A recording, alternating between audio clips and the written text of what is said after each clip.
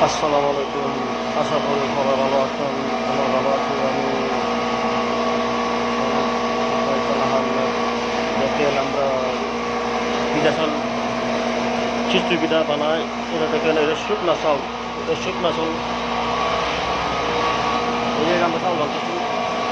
এই যে দেখেন আমরা চাউল বানতেছি, যে এই চাউল একদম পরিষ্কার। এই যে একদম পাউডার পাউডারের মতো, একদম পাউডার, একদম পাউডার হয়ে গেছে।